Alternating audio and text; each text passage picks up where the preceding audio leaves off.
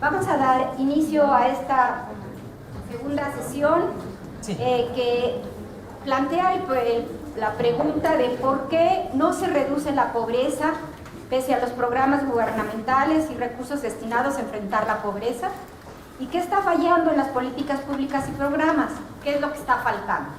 En esta mesa nos vemos muy honrados con la presencia de los ponentes, la doctora Graciela Teruel, el doctor Enrique Cárdenas, el doctor Luis Fonserrada, y nos harán favor de comentar el doctor Gerardo Esquivel, la doctora Edna Jaime y el doctor George Scott. Vamos a iniciar con la doctora Teruel. Ella es doctora en Economía por la Universidad de California, es profesora de tiempo completo en la Universidad Iberoamericana y desde hace ya muchos años está trabajando en la encuesta nacional sobre niveles de vida en los hogares, una encuesta sumamente importante. Entonces, tienes la palabra, Che. Perfecto, muchísimas gracias. ¿Me escuchan? Bueno, la pregunta que me pidieron contestar en esta presentación es ¿por qué no se reduce la pobreza pese a los programas sociales gubernamentales y los recursos crecientes para enfrentar la pobreza en México? ¿Qué es lo que está faltando? Entonces, aquí les voy a presentar dos visiones. Una es una visión que se deriva de la experiencia que he adquirido dentro del Coneval, y la otra es los resultados de una presentación propia que justamente se derivan de esta encuesta de la que habla Valentina, y les voy a contar un poco. Entonces, creo que esta percepción de por qué no sirve esto. Ahí está. Esta percepción de por qué la pobreza no se reduce puede venir de dos tipos de gráficas que son muy conocidas. Esta es la primera, la típica pobreza por ingresos, que va de 1992 hasta el 2012, que es la última que tenemos, que publica el Coneval, que son las típicas tres pobrezas: alimentaria, de capacidades y de patrimonio. Si uno se fija en los números, Dios me libre. Si uno se fija en los números, por ejemplo, de pobreza alimentaria, en el 2012 es 19.7% de la población, y en 1992 era 21.4%. ¿No? Entonces las cifras, si uno se fija más o menos de las de 2012 con las de 1992, las cifras son muy similares. Entonces la gente dice, bueno, la pobreza no se mueve. ¿Okay? Esta es una de las cifras más utilizadas. Esta es una de las cifras de pobreza que eran oficiales antes de la existencia del Coneval. Utilizan canastas antiguas, canastas que ya ni siquiera son compatibles con los patrones de consumo de hoy en día, pero sin embargo son muy útiles para hacer comparaciones a lo largo del tiempo.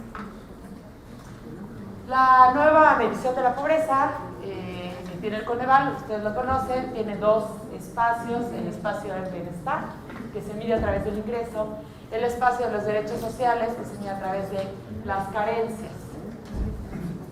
Y el cruce de estos dos espacios nos da origen a 5 grupos. El grupo de la pobreza extrema, que es este marrón, en donde se cuentan personas que tienen 3 o más carencias y se encuentran por debajo de una línea de bienestar mínimo, que corresponde a más o menos el valor aproximado a una canasta alimentaria más moderna. La pobreza moderada, que es esta como mostacita, que son todos aquellos que están por debajo de la línea de bienestar, que es una más alta y que tienen al menos una carencia. Y luego los dos cuadros blancos, estos de aquí que están por debajo de la línea de bienestar, que con todos sus ingresos no alcanzan a comprar esa canasta alimentaria más no alimentaria, pero que no tienen ninguna carencia, o los que están arriba, que están por arriba sus ingresos, pero no tienen tienen alguna carencia, y los verdes, que son los no pobres.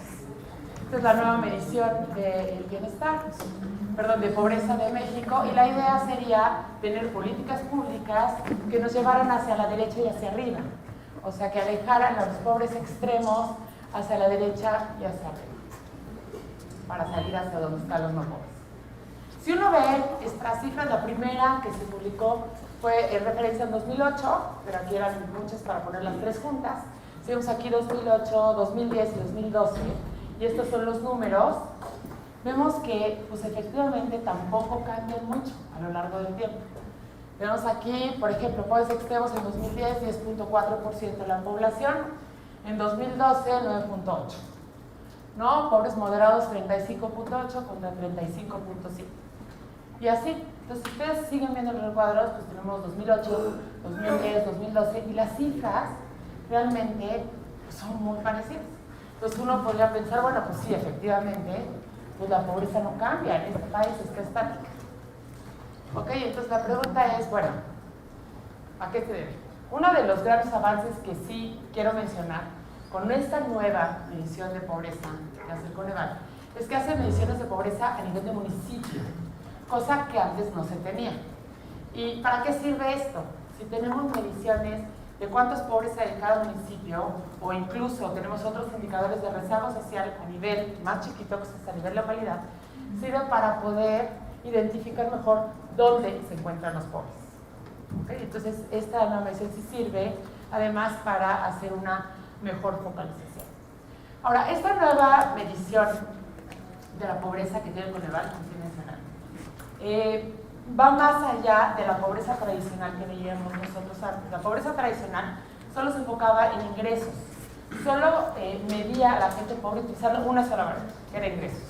Entonces comparaba los ingresos de las familias o de las personas contra una métrica preestablecida. Si uno hace eso, pues vemos las gráficas que les enseñé, que son las tres primeras, y vemos que efectivamente no cambia. Pero con esta pobreza multidimensional nueva que presenta el Coneval, es posible descomponer las distintas dimensiones que están incorporadas en dicha medición. No solo se incluye pobreza, se incluyen además aproximaciones a 6 derechos sociales: acceso a la alimentación, acceso a servicios de salud, acceso a la seguridad social, rezago educativo, calidad de espacios de la vivienda y servicios básicos en la vivienda. Entonces, tomando en cuenta no solo el ingreso, sino también la aproximación a esos derechos, tenemos una nueva medición que es mucho más integral o mucho más comprensiva. Y entonces, si vemos ahora sí qué ha pasado, por ejemplo, de 1990 con el 2012, podemos ver que en términos de estas dimensiones, de estas carencias, el panorama no es igual al de ingresos. Entonces, por ejemplo, si ustedes ven aquí, no tenemos, las series no están completas porque no hay información, no hay una sola base de datos que tenga información completa histórica, pero bueno, está medio reconstruida con diferentes fuentes. Entonces, por ejemplo, la rojita aquí, que es calidad de espacios de la vivienda, que en 1990, 41.5 no tenía acceso a este indicador. Si lo vemos, por ejemplo, para el 2012, bajó a 13.6, se bajó bastante, ¿no? Tenemos, por ejemplo, el verde, rezago educativo, que ese es el que menos se ha movido, de 26.6 a 19.2. Tenemos el caso acceso a servicios de salud, que en parte es por la incorporación de la población al Seguro Popular, 58.6 y baja a 21.5 más o menos en el 2012. Entonces, si nosotros vemos la evolución de otro tipo de indicadores que no sea ingreso, que también están relacionados definitivamente con el bienestar, vemos que la evolución sí es distinta. Ok. Entonces, ¿cuáles son las ventajas de tener una medición como esta? Ahora sí se puede focalizar mejor, se tiene información de pobreza, obviamente que está a nivel mucho más desagregado, a nivel municipal, se tiene información de rezago social a nivel de localidad. Puedes ir comparando estas cifras ya más en lo local a lo largo del tiempo para ver cómo van avanzando estas cifras en cada uno de los municipios y se puede ir evaluando la política pública comparando estos cambios. Podemos ver también avances en otros indicadores, además que no se nos ingreso. Y dicho sea de paso, antes de pasar a lo siguiente, ¿por qué en lo personal a mí no me gusta la variable de ingreso para medir pobreza? Si nosotros utilizamos ingreso y vemos cómo ha cambiado la información de ingreso en las encuestas a lo largo del tiempo, vemos que cada vez se reporta con mayor error. Cada vez hay más gente que no quiere reportar su ingreso, o por cuestiones de inseguridad, o por cuestiones de que de estigma o por lo que ustedes quieran. Pero si ustedes ven en general en las encuestas, los subreportes de ingresos son muy grandes. ¿Y qué pasa si nosotros no tenemos ese ingreso en las encuestas? Una de dos, o no lo usamos y quitamos a las personas, quitamos esos casos y utilizamos los casos que tenemos, lo cual nos daría una medición de pobreza sesgada, o, lo que es peor, es imputamos el ingreso. Quién sabe con qué variables que podamos, pero hacemos imputaciones econométricas para obtener ahí un ingreso aproximado, ¿no? Entonces, eso por un lado no nos gusta. Y por otro lado, es mi opinión también, es una opinión muy personal, que la introducción de programas de transferencias condicionadas, como es el programa Oportunidades, el programa Ahora Prospera, ha introducido grandes sesgos en el levantamiento de encuestas. Porque como se levantan encuestas para poder identificar quién va a clasificar como pobre o no pobre para pertenecer al programa, entonces la gente pobre, la gente que va a participar en estos programas, aprende, ¿no? Y esto me pasaba a mí el año pasado que fui a supervisar justamente campo para el programa Oportunidades. O sea, visité, no me acuerdo cuántos hogares, y de veras, en todos los hogares preguntaban, llegaban a la pregunta de ingreso, ¿cuál es el ingreso del hogar? 4,000 pesos. Siguiente hogar, ¿cuál es el ingreso del hogar? 4,000 pesos. Ay, qué chistoso, aquí todo el mundo gana 4,000 pesos. Pero así, todos los hogares que visité en esa localidad ganaron 4,000 pesos. Entonces decía, ¿cómo puede ser que todos ganen 4,000? Y no es cierto. La cosa es que todo el mundo sabe que no puedes ir más de 4,000 pesos, 4,000 es el tope. Entonces, si nosotros utilizamos ingreso para medir pobreza, tenemos que tener mucha cautela. Entonces, yo creo que sí, como investigadores, en este tipo de temas, mi sugerencia sería, obviamente, buscar indicadores más tipo proxy que pudieran estar muy correlacionados con lo que queremos nosotros medir, que es ingreso, pero que tenga mucho menor organización. Bueno. En términos de, se dice en la pregunta, existen todos estos programas sociales que no hacen la diferencia, no mueven las cifras de pobreza. Entonces, conclusión, no sirven, pues quitémoslo, ¿para qué gastamos tantísimo dinero si no sirven? Bueno, las evaluaciones que se han hecho en muchos de estos programas, y muchos de estos son resultados del Coneval, demuestran que efectivamente, pues sí ha tenido un impacto y sí sirven. Por ejemplo, en términos del programa Oportunidades, hay niños y niñas que han ganado peso y talla, que tienen mayor asistencia a la escuela y tienen menor deserción escolar. Sobre todo, estos resultados han sido muy importantes en zonas rurales, mucho menos en zonas urbanas. No ha tenido un efecto importante en zonas urbanas. Una de las críticas más importantes de este programa es que ha estado mal focalizado. O sea, llega, obviamente se copia exactamente igual el programa Oportunidades en zonas urbanas que como estaba diseñado en zonas rurales, y el programa no funciona también, no funciona porque obviamente las condiciones en las zonas urbanas son otras. Piso firme. Los niños tienen menos enfermedades gastrointestinales, mejor calidad de vida y menor pobreza, según el programa Piso firme, y es necesario fortalecer mejoras en muros, techos y hacinamiento. Entonces se logra aprender de estos programas y efectivamente se encuentra que sí hay algunos efectos o resultados positivos. Del Seguro Popular ha habido un aumento en la cobertura de servicios de salud que reduce la pobreza, menores gastos catastróficos en salud en promedio y falta de transparencia en uso de los fondos a nivel estatal, pero hay que mejorar la calidad de esas prácticas. Entonces, las evaluaciones nos han dicho que sí hay efectos positivos, hay cosas que se pueden mejorar, hay cosas que se tienen que mejorar, para eso también sirven las evaluaciones, pero pues los programas, así como de todo, así como malos no sirven, hay que quitarlos, pues tampoco. Ahora la pregunta es entonces, aquí tengo otros resultados de otros programas. El abasto de leche también ha sido muy positivo para reducir la desnutrición, estancias infantiles para que haya más participación de las mujeres, más involucración de las mujeres, y también para fortalecer el desarrollo integral de los niños. El programa alimentario también aumenta la variedad de los alimentos en las familias que tienen bajos ingresos. En general hay muchos ejemplos.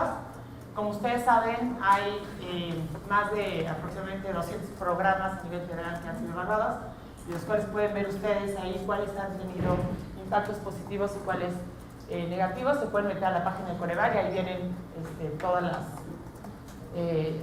todas este tipo de evidencia. Ahora, ¿qué pasa? Por ejemplo, aquí traigo una gráfica en donde tenemos la protección social, el porcentaje de hogares sin cobertura de programas sociales, los que no tenían acceso a programas sociales. Es en 1992, y los que están en azul son el 20% más pobre de la población. Los que están en rojo es el promedio nacional. Entonces vemos... ¿Cuánto tengo? 5 minutos, no, bueno, entonces me voy a saltar. No, me voy a saltar porque sí quiero darles la otra. Bueno, aquí el único punto es que cada vez se ha ido focalizando mejor, aunque todavía hay algunas personas que están en los deciles más pobres y que siguen sin acceso a programas sociales. Me voy a saltar esto para presentarles parte de los resultados de mi estudio. Aquí el objetivo de mi estudio era, bueno, todas estas gráficas que nosotros vemos del Coneval siempre son fotos que nos dicen cómo está la pobreza en un momento en el tiempo. Pero no sabemos nada si los pobres de un momento en el tiempo son los mismos pobres de otro momento en el tiempo. Uno podría pensar que sí, porque las cifras no se mueven y los números son bastante parecidos. Entonces la pregunta es si esto es cierto o no es cierto. Y lo que vamos a hacer es, vamos a utilizar la única encuesta en México que es representativa a nivel nacional, urbano, rural y regional, que además es longitudinal. ¿Qué es longitudinal? Es que sigue a los mismos individuos a lo largo del tiempo. Entonces es una encuesta multitemática que sigue a los mismos individuos, inclusive a los Estados Unidos. Aquellos que se fueron, que de una ronda a otra se fueron a los Estados Unidos, que de 15 a 29 años es uno cada 10 mexicanos se fue en este periodo de estudio. Lo seguimos para ver qué ha pasado con su vida y cuáles son las nuevas oportunidades que tienen. Entonces, de acuerdo, utilizando esta base de datos, tiene 3 rondas, 2002, 2005 y 2010. Con estas 3 rondas, lo que estamos haciendo es seguir al mismo individuo en estas 3 rondas y clasificarlo de acuerdo a 4 grupos. El primer grupo les llamamos los pobres crónicos. Son aquellas personas que en los 3 periodos que analizamos se encontraron siempre en pobreza. Y pobreza definido como lo define el Coneval, pobreza multidimensional, para hacer más fácil. ¿Okay? Los pobres crónicos, aquellos que fueron en los 3 periodos siempre fueron pobres. Segundo, los que yo les llamo pobres persistentes. Aquellos que clasificados en pobreza en 2 de los 3 periodos. 2 estuvieron como pobres, 1 no. Pobres transitorios, individuos que presentaron la condición de pobreza una sola vez. Y no pobres, aquellas personas que no se clasificaron como pobres en ninguno de los 3 periodos. ¿Sí? Entonces, vamos a ver qué pasa. Entonces, aquí hay, es la misma tablita y nada más todo tipo de combinaciones, posibles combinaciones que pueda haber, porque uno puede ser pobre primero y luego no pobre, y luego salir de la pobreza y así. Entonces, estas son como que las posibles combinaciones que existen. Entonces, les voy a ir al punto. Entonces aquí, ¿qué pasa? Cuando yo utilizo la línea de bienestar, la más alta que tiene el Coneval, encuentro que la población se distribuye más o menos como un cuarto, un cuarto, un cuarto y un cuarto. O sea, pobres crónicos en México es 25% de población. O sea, que siempre están en pobreza multidimensional. Pobres persistentes, también 23.6. Pobre transitorio, 24.43 y no pobre, 26.56. ¿Qué pasa cuando yo utilizo la línea más baja, la línea de bienestar mínimo, que es aquella que corresponde más bien a una canasta alimentaria? El pobre crónico extremo, que es el que corresponde a los pobres extremos, es solo 1.5. O sea, el que siempre está en pobreza extrema es 1.5. El pobre vulnerable no es vulnerable. El pobre persistente extremo es 5% de la población, el que aparece es 2. El pobre transitorio extremo es 16.55 y los no pobres extremos sería el 75% de la población. ¿Qué nos dice esto? Que la gente se mueve. O sea, los pobres que están clasificados como pobres y que siempre son pobres extremos es 1.5. En el caso de la pobreza multidimensional es 25%. Pero sí existe, movilidad social. O sea, si naces en un hogar pobre, no estás destinado a ser pobre. Ok, aquí están los dos. Bueno, si hay movilidad en México, la probabilidad de ser pobre extremo y quedarte como pobre extremo es menos de 2%, en un periodo obviamente de 10 años, que estamos analizando. La probabilidad de ser pobre moderado y quedarte como pobre moderado es 25%. La probabilidad de caer en pobreza, dado que no eres pobre, es 25%. Y la probabilidad de caer en pobreza extrema, dado que no eres pobre extremo, es 16%. Ahora, en términos de conclusiones, porque ya se me queda nada, bueno, creo que una de las razones por la cual tenemos esta percepción de que en México efectivamente la pobreza no se mueve y no pasa nada, yo sí estoy convencida que el México de hoy es un México muy distinto al México de hace 30 años. Es creo por cómo lo medimos. Si lo medimos, además, utilizando ingresos, siempre vamos a observar este tipo de cuestiones, sobre todo si vemos, por ejemplo, las gráficas de ingreso a lo largo del tiempo, pues las gráficas del ingreso corriente no se han movido prácticamente en los últimos años.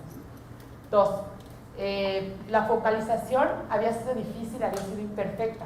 Esperemos que con esta nueva aproximación del CONEVAL, en donde tenemos números de alguna manera, entre comillas, más precisos de dónde se localizan los pobres, sea más fácil hacer una focalización más efectiva. Y antes, la verdad es que tampoco se coordinaban.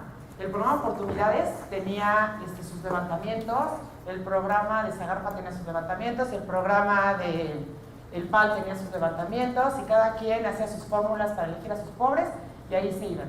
Por primera vez en esta administración, parece ser, y me parece que sería un acierto, se están homogeneizando la forma de levantar datos y se van a compartir padrones para poder eficientar mucho mejor el gasto. Vamos a ver si esto hace que sea mucho más efectivo el gasto y entonces los programas también rindan mucho más. Oportunidades de focalización en áreas urbanas. Una de las cuestiones que sí veo y me preocupa un poco es que el modelo de focalización del Prospera ahora en áreas urbanas todavía no se ha mejorado y vemos que ha habido un problema histórico de cómo se encuentran a las personas que se les da este programa en áreas urbanas y si no se trabaja en eso, siendo el programa más importante de combate a la pobreza, pues va a ser difícil avanzar. Y eso es todo. Y probablemente, bueno, no se tiene el panorama completo porque no se tiene la película, sino nada más se tiene información de un momento en el tiempo. Gracias.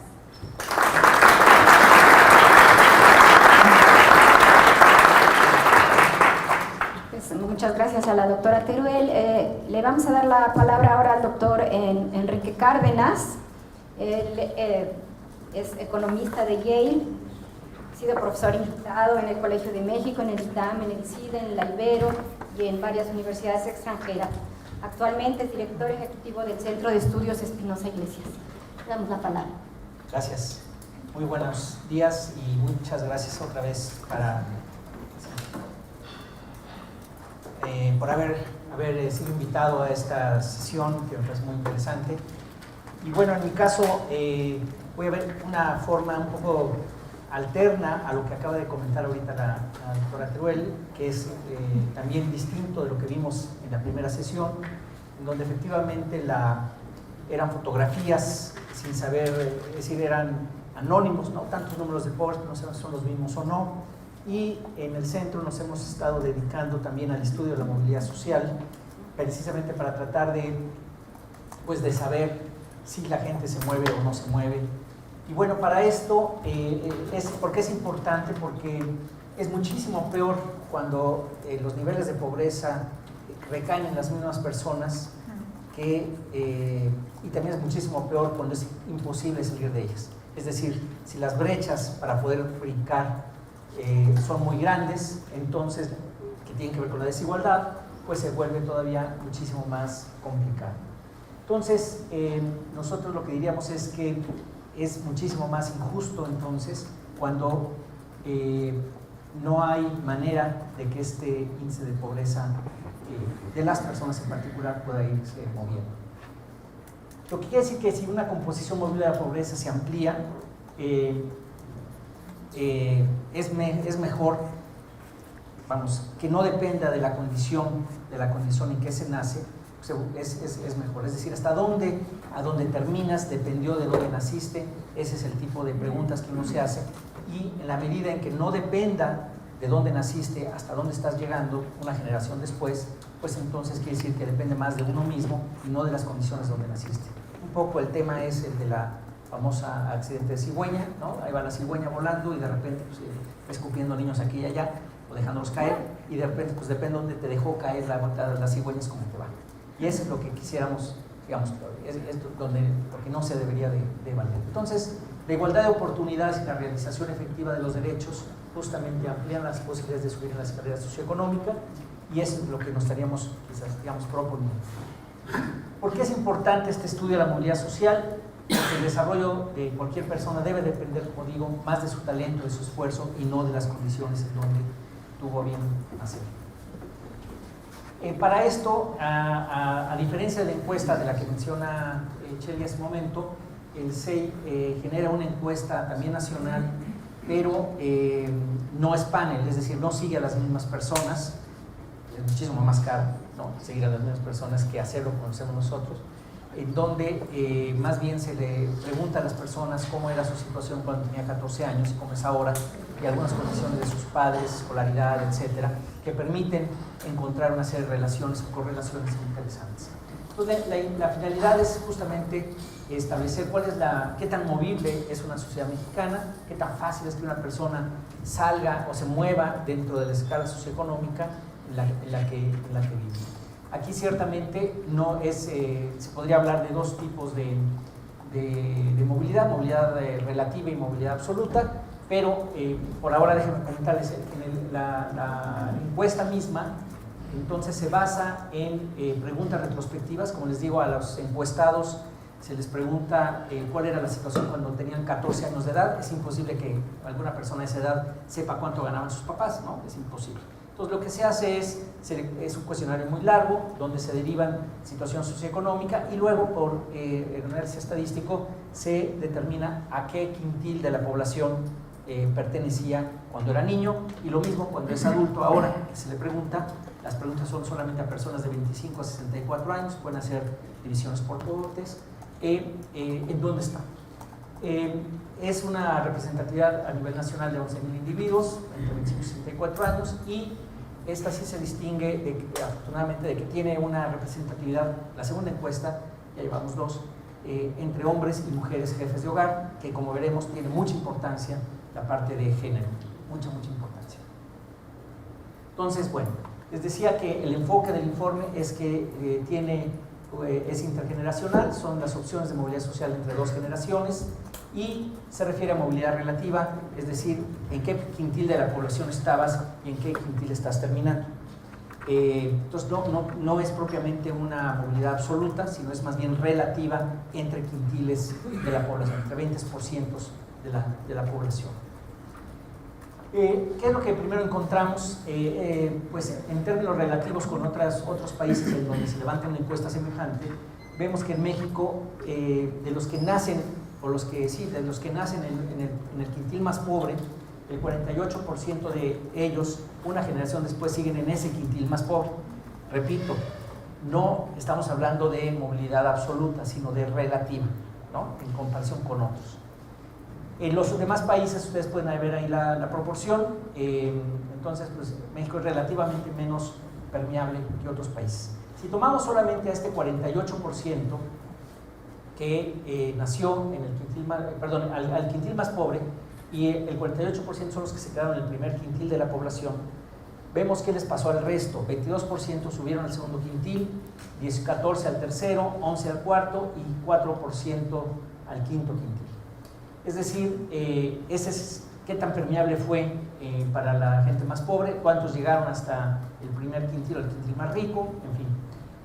Si tomamos en cuenta que el primer quintil y el segundo quintil son no muy diferentes en términos de ingreso, otra vez en términos de ingreso, pues sí vemos que pues no hay tanta movilidad en términos relativos, otra vez, entre el primer quintil. Es decir, podemos decir que 7 de cada 10 que nacen en el estrato más pobre, una generación después siguen estando en el quintil más pobre de la distribución de la población.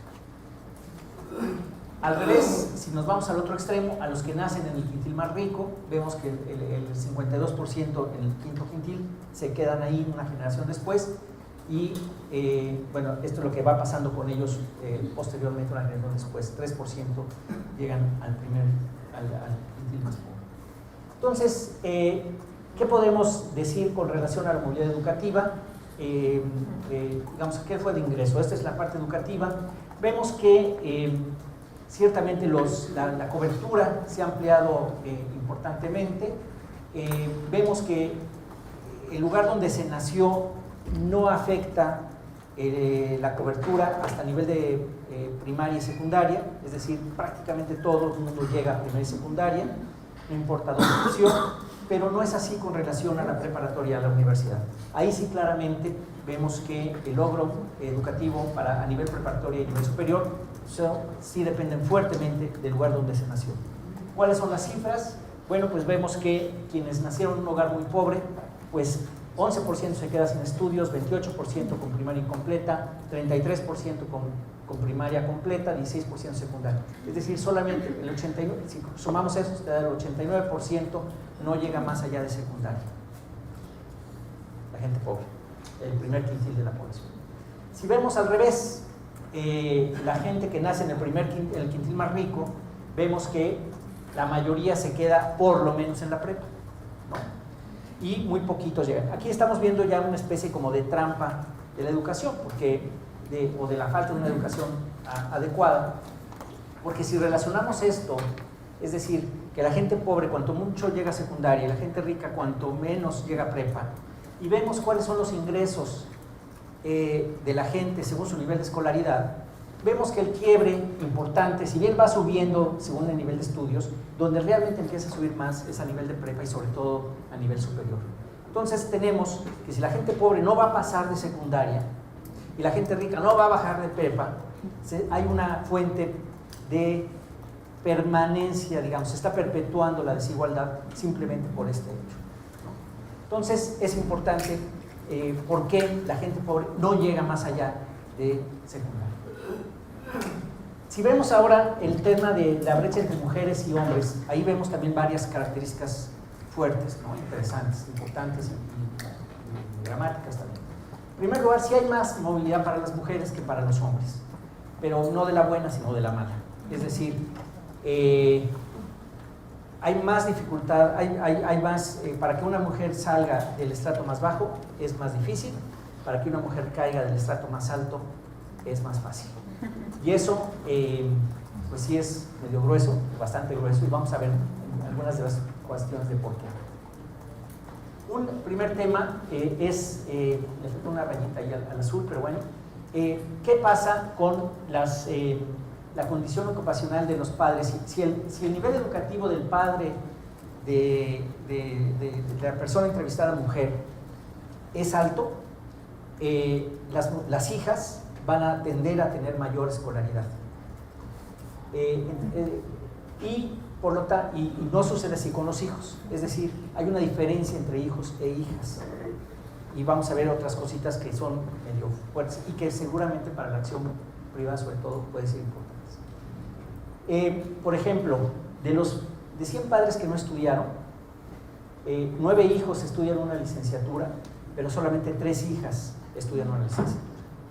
Si lo vemos incluso para los que sí estudiaron una licenciatura, los papás que sí estudian una licenciatura, las mujeres, ahí no está, las mujeres estudian, 54% llegan a una licenciatura, pero 67% de los hombres llegan a una licenciatura. O sea, hay diferencia en género, aún para la gente que estudió más que para la que estudió menos. Los ingresos también son menores según la escolaridad para mujeres que para los hombres. Y por lo tanto, vemos, en resumen, digamos, que por un lado México se caracteriza por una concentración de baja movilidad social en los extremos de la distribución, donde además el inferior está compuesto por población obviamente que vive en la pobreza, y como sabemos, pues hay una fuerte componente, 46% de la población vive en dicha condición. Una pequeña gráfica, digamos, 7 de cada 10, una generación después de los pobres, una generación después puede avanzar, digamos, más o menos correlacionando cuáles son los niveles de pobreza. No exactamente como con la medición actual, sino básicamente en términos de medición. Entonces, si bien México, digamos, dado que México es un país con una gran desigualdad, la segunda nivel de la OECD, la combinación de estos resultados generan que la composición de la pobreza no sea movible, si los pobres van a seguir siendo pobres, y que los saltos entre un estrato y otro sean inalcanzables, es decir, es muy difícil que puedan brincar. Repito, todo esto, para no confundir con la exposición de Chely hace un momento, esto es movilidad relativa, no movilidad absoluta. ¿Qué tanto se perpetúa la pobreza? Bueno, lo que vemos es que el origen marca diferencias en el acceso también al seguro médico. O sea, si nos vamos a movilidad social y salud, vemos ahí que tenemos el origen marca mucha diferencia, es decir, hasta dónde puede llegar la gente pobre en su seguro, en el acceso al seguro médico. Esto aumenta la vulnerabilidad de la siguiente generación. Y por el otro lado, los gastos catastróficos en salud pues atrapan a los hogares en la pobreza. Es decir, un problema, un gasto catastrófico, aunque han bajado en términos absolutos a lo largo del tiempo, todavía un gasto catastrófico sigue siendo determinante muchas veces para que alguien que quería salir o medio estaba saliendo, lo regresan a los niveles de pobreza. Bueno, aquí algunos datos semejantes, ya no me voy a entretener, lo tienen en la presentación para el tiempo. Les decía que las mujeres en general enfrentan una mayor desigualdad en las oportunidades de logro socioeconómico. En parte, los modelos de rol tradicionales parecen limitar las opciones de movilidad social de las mujeres. ¿A qué nos referimos con eso? Por ejemplo, si la madre del entrevistado trabaja, la participación del entrevistado, del hombre, o sea, si mi mamá, digamos, yo soy entrevistado, mi mamá trabaja, entonces los chances de que mis hijas trabajen son mucho mayores que si mi mamá no hubiera trabajado. En otras palabras, uno como hombre, digamos, tiende a ver el rol que juega su madre y ese de alguna manera lo transmite a la siguiente generación. El estatus laboral de las madres también modifica la visión de sus hijos sobre el rol de la esposa en el hogar. Entonces, esa formación de preferencias que llaman los técnicos de esto tiene que ver justamente con, pues también con elementos de movilidad. Me voy a brincar los datos, pero bueno, son 15 puntos porcentuales. Cuando los entrevistados tienen una madre que sí trabaja, se reduce la probabilidad de que sus propias hijas cuiden a sus hermanos. Es decir, hay una pregunta en la encuesta que dice, si tienes que escoger a quién le das, a quién obligas o a quién le pides de tus hijos que cuiden a sus hermanos, se lo encargas a una hija o a un hijo, y en general es una hija. O si bien se dice también otra pregunta que es si no tienes dinero, si no tienes suficiente dinero, ¿a quién mandas a la escuela? ¿Al niño o a la niña? Y pues generalmente es al niño y no a la niña, ¿no? Entonces, ese tipo de roles y de preferencias que se están haciendo, pues también tiene un impacto a la larga en este término de la movilidad social por género. Y cuestiones muy familiares, ¿no? Cuestiones que pasan en los hogares donde la política pública va a ser muy difícil que incida de manera directa. Entonces, también incluso se reporta una aspiración educativa mayor para las hijas cuando la madre del entrevistado trabajaba. Ahí están los datos, me suelo brincar, pero que no quiero dejar de mandar los siguientes mensajes.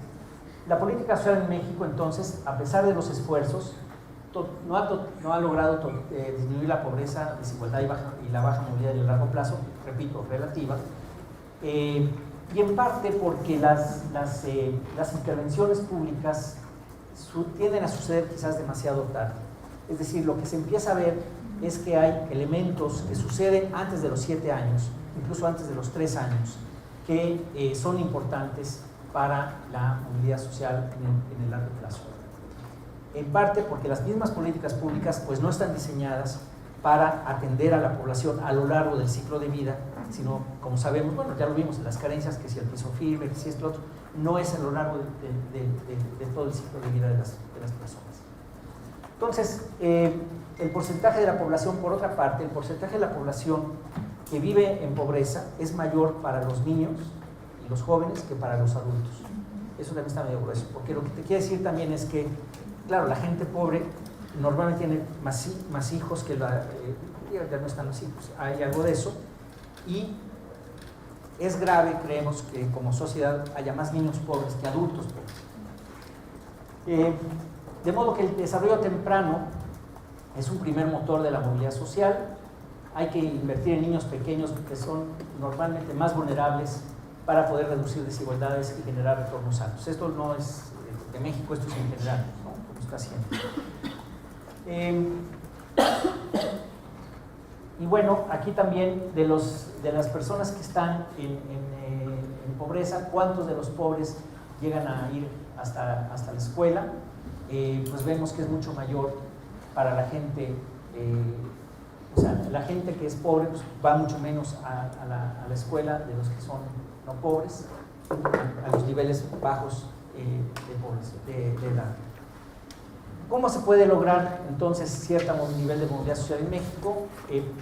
Vemos como que hay dos condiciones fundamentales. Una necesaria, que es igualdad de oportunidades y condiciones de competencia, es decir, que tengamos los mismos chances todos, desde el vientre de la madre, valga la pena decirlo, hasta el final, las mismas oportunidades de nutrición, de cuidados prenatales, etc., hasta bien adelante. Y luego una condición de aseguramiento, que son los mecanismos de protección que eviten que la condición socioeconómica en desventaja se herede a la siguiente generación. Otra vez, esto es importante. Como lo estamos viendo de generación en generación, el hecho de si una generación no es capaz de impedir que los niños sigan su camino, digamos. Imagínense ustedes un padre que tiene que soportar o apoyar a los abuelos, porque los abuelos tienen una pensión de cero. Eso quita recursos para que puedan ayudar a sus propios hijos. O si hay un problema de salud o de muerte incluso, que no haya un tipo de aseguramiento, puede truncar completamente el desarrollo de los hijos. Entonces, las condiciones de aseguramiento lo que hacen es impedir, o bueno, no sé si impidan completamente, pero al menos reducir los chances para que se hereden esas condiciones de desigualdad a la siguiente generación. Si ustedes quieren verlo como, bueno, aquí hay una bola de posibilidades de cómo alcanzar esas condiciones. Las dividimos en estos 5 elementos: la intervención temprana universal, que tiene que ver con formación temprana de habilidades de personalidad y cognitivas, nutrición, acceso efectivo a la salud, educación para los padres en el cuidado y formación de los hijos, guarderías de calidad, educación básica y media, pues mejorar sin duda la calidad mejorar las competencias de personalidad. La educación media y superior, una vez que resolvamos ese problema, pues vamos a tener un broncón de cobertura a nivel superior, también se va a tener que resolver ese. Políticas de discriminación positiva, es decir, vemos que hay estos problemas a nivel de género que se tienen que resolver directamente. Los elementos de cobertura de protección social, que ya se mencionaron en la sesión anterior, y también, sin duda, políticas de crecimiento económico, porque como ya se mencionó, sin el crecimiento económico es muy difícil que pueda haber una salida de la pobreza. Entonces, ya ves, ni 2 minutos, ¿qué tal? Esto es básicamente, o sea, el tema central es que no solo hay que fijarse en la gente que está en pobreza, sino también en forma intergeneracional. Eso tiene también que ver, como ven, con políticas públicas, pero también con acción de las organizaciones civiles.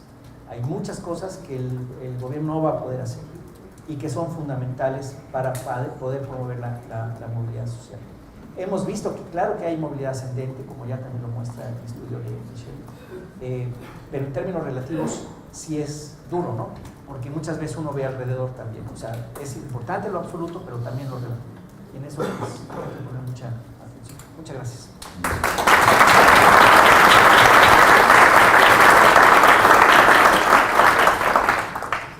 Pues muchas gracias al doctor Cárdenas. La palabra la tendrá ahora el doctor Luis Fonserrada Pascal. Él es doctor en Economía por la Universidad Autónoma Metropolitana, actualmente director del Centro de Estudios Económicos del Sector Privado. También ha sido profesor investigador en materias económicas y financieras en instituciones como el CIDE, el TAM, la Ibero. Tiene la palabra el doctor Fonserrada. No estoy luz. Ya, ok. Buenos días, muchas gracias por la invitación. En una convención de brujos, como esta, para tratar de encontrar una solución a algún problema. Había brujos que traían distintas combinaciones de menjurjes, ¿no? Y unos funcionaban y otros no. Pero había uno que traía uno que siempre funcionaba, porque traía un ingrediente especial, arsénico. La pregunta es, ¿cuál es el arsénico? Yo quisiera dedicarme un poco a esto para lograr reducir la pobreza. Y en ese sentido, creo que es muy importante distinguir algunos ingredientes que ayudan, pero que no son definitivos. Y yo creo que la labor de muchos programas puede ser un programa de rescate o una red de protección social es muy importante para evitar que caiga más gente en pobreza o para aliviar los temas de la pobreza.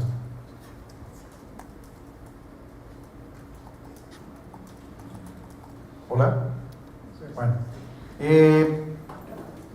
Y en ese sentido, creo que el arsénico que requerimos está más en la línea, y esa es mi posición y es lo que he tratado de comentar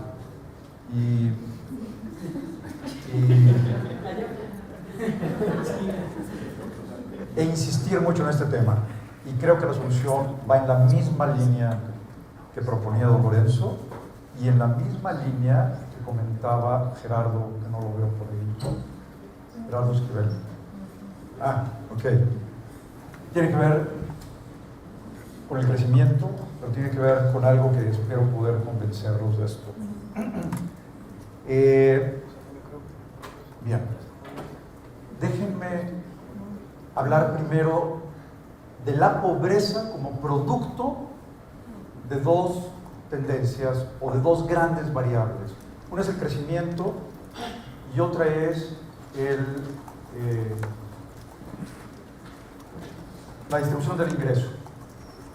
Podemos descomponer los índices de pobreza en estos dos componentes, o la evolución de la pobreza en dos componentes, en el crecimiento y en la distribución del ingreso.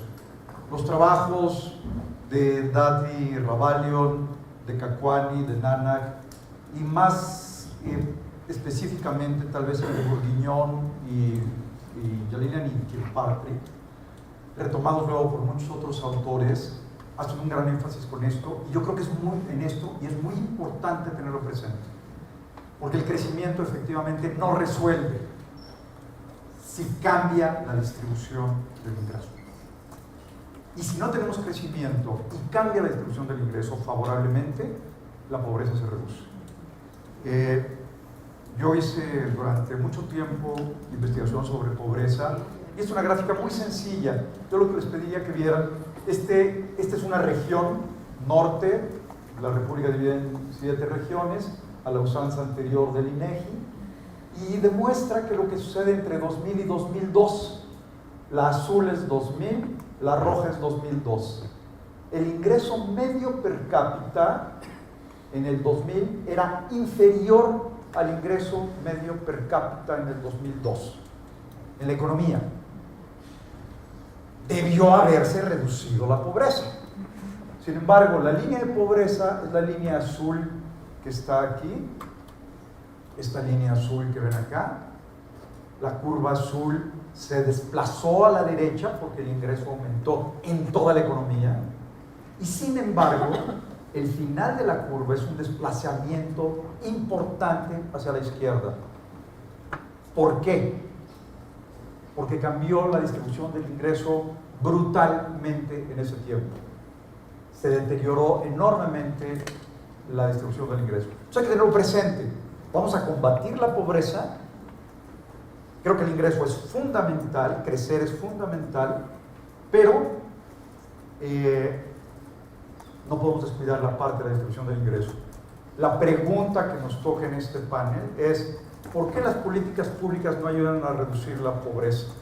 Y mi respuesta es: porque empeoran la distribución del ingreso. Esto de tener dos pistolas aquí, no sé cuál es cuál. Aquí están los números que demuestran lo que pasó en las gráficas que puse anteriormente. No me voy a detener en ellas, las pueden ver después. El número real de pobres. Y lo que pasó de 98 a 2000 es que por crecimiento se redujeron en 23 millones los pobres en toda la República, y entonces el número de pobres, solo si hubiera habido crecimiento, se hubiera reducido, pero resulta que hubo cambios en la distribución y el número de pobres se incrementó y la diferencia es el neto. Y esta es una relación aritmética sin ideología y sin teoría. Ok, ya lo verán, no me detengo. Hay un tema fundamental en nuestra economía que si no la tomamos en cuenta, no importa qué hagamos, no vamos a poder resolverlo. Nos va a faltar el arsénico. Y tiene que ver con el desempleo y la precarización del salario. ¿Qué es esto? Esta es la tendencia de la desocupación, crisis, se sube hasta arriba, casi hasta 6%, baja, andamos en 5,18. Y cada mes cambia. Sube a 5,5, baja a 4,9, sube a 6, etc. Pero yo les pediría que pensemos en esa tasa de desocupación que no refleja la verdadera desocupación del país, porque también tenemos la subocupación. ¿Qué es la subocupación? Es el número de personas que dijeron que trabajaron más de 1 hora la semana pasada, o como venga el cuestionario, pero que dicen que podrían trabajar más. Y es un porcentaje de la gente empleada. Hay que sumarla al desempleo. Es un desempleo disfrazado, de subempleo. Cuando hacemos esta tasa de subocupación es 7.64. No se puede sumar, evidentemente, a la de desocupación. El desempleo tiene un denominador diferente, porque la subocupación es un porcentaje de la ocupada. Pero es muy fácil hacerlo con aritmética y cambiamos el denominador y entonces la tasa de 7,64 en realidad, si la queremos comparar con desempleo, es 7,24.